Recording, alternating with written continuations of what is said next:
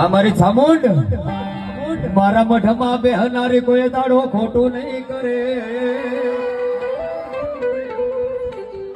મારા મઠમાં બેઠનારી કોઈ દાડો ખોટું નહીં કરે. આ બીપીને ભક્તિ એવી કરી મારી બાહુ નહીં છોડે છોડે છોડે. મારી તો જગતમાં કેટલી ઉડે છે મને ખુદને નથી ખબર હોય, પણ માતાજીને દયાથી હાયલું જાય છે.